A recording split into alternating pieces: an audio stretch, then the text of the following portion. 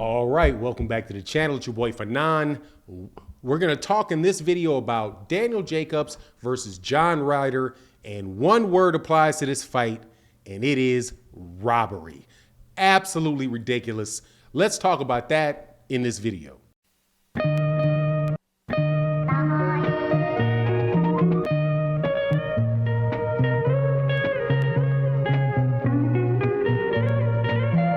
All right, welcome back to the channel. It's your boy Fanon. We're going to talk about a fight at 168 pounds that just took place today between Daniel Jacobs, the Miracle Man Jacobs, and John Ryder. I don't think there was any belt or anything on the line for it. However, absolutely ridiculous outcome of this fight. Before I get into that though, please, thank you for coming back and watching another video. If you're not subscribed to the channel, please subscribe to the channel, hit the bell icon so you can be notified of all the videos that we release on the channel.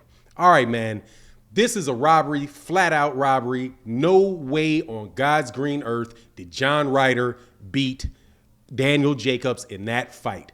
That was absolutely ridiculous for anybody to have scored that fight anywhere remotely close, let alone have it a majority decision for John Ryder.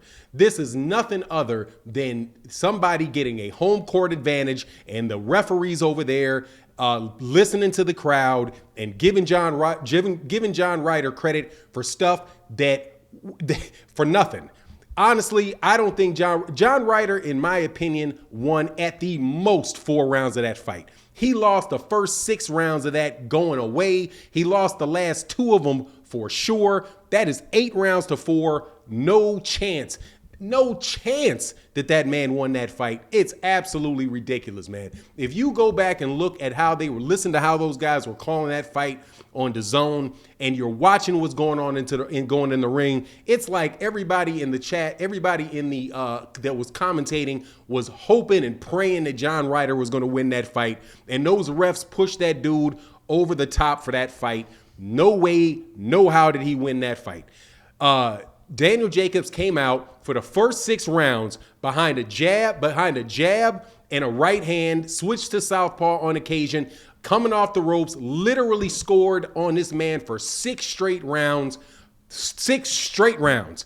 No argument, no way that John Ryder could have won any of the first 6 rounds. In the second half of the fight, John Ryder starts coming on a little bit, but most of the stuff that he was doing was getting smothered by Daniel Jacobs, and he was pushing and pulling. He would land clean shots, and then he started building some momentum in round 7, 8, and 9. 10 could have went either way. 11 was a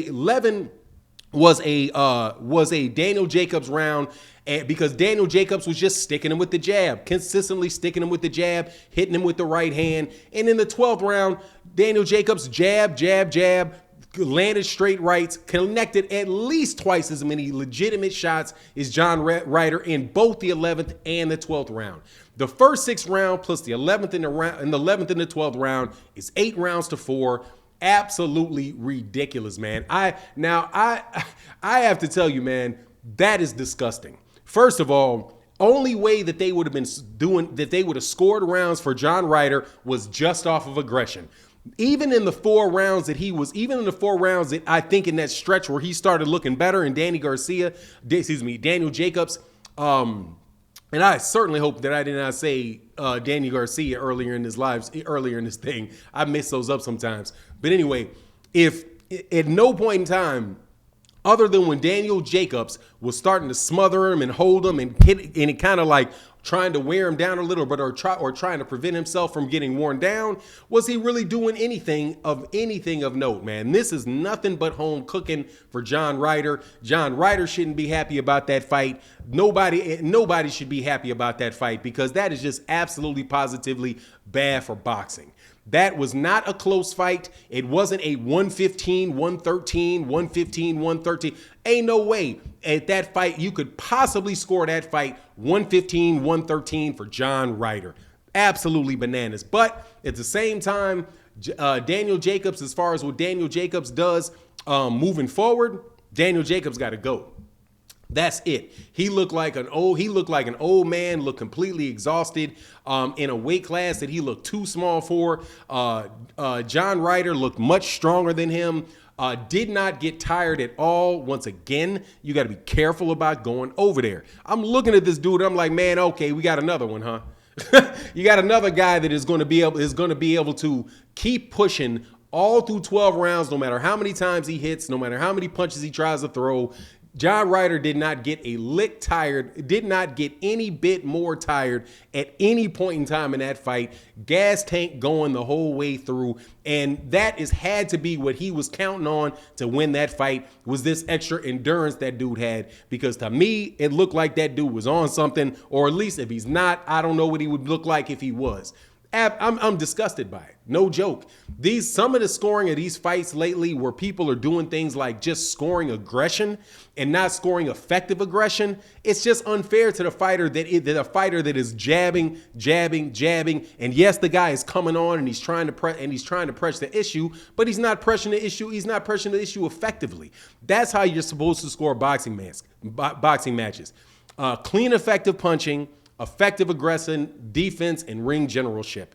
In defense, in clean and effective punching, ring generalship, effective aggression, and defense, there's no way that Daniel Jacobs did not win the majority of those rounds. Did not win not just the majority of the rounds, at least 8 of those rounds. And personally, I think they started really preaching for him in the 7th and the 8th round and getting happy. And the crowd would start yelling whenever he would start throwing punches. And they had to be scoring punches that were either when they were on the clinch, slapping him in the back of the head. He did get some clean right hands on. He did get some clean right hands off, every now and then. But nothing that I think would any way, shape, or form get at that fight. It's bad. That's just bad judging, and that's bad for boxing. But that's what you get when you go overseas and you fight in somebody else's home court or home ring or home area, and you're not able to stop the show. That's why, like when Errol Spence Jr. went over there to fight Kell Brook, I was really, really happy that he came out and he was able to actually knock out Kell Brook, so that they didn't have any question about those scorecards when that happened. This particular match, though, dude, that's a Canelo level. That's Canelo level favoritism right there. That like Floyd, like him getting a draw on the Floyd Mayweather Jr. card. That's how silly this is to me.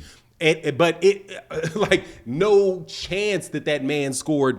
No chance that man scored that many blows that he scored, and he won that fight against Daniel Jacobs. But John Ryder, good for him. Daniel Jacobs is probably now out of his matchroom contract, but he got sent over there and he got set up, and they took that fight from that man without a doubt. Not fair judging at all. However, I will tell you this: Daniel Jacobs, as far as competing with like guys like Demetrius Andrade or guys like Jermell Charlo at 168 pounds, dude, he can forget it unless he can get his gas tank up, because his gas tank definitely looked like it was getting like he was hurting from about 7 rounds on, and he knew he wasn't gonna be able to knock the dude out, so he tried to coast. But when he did it, I'd be very interested to see how these guys scored that fight.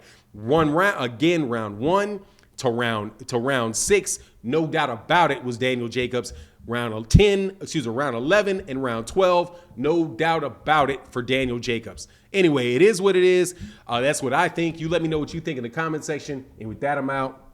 Peace.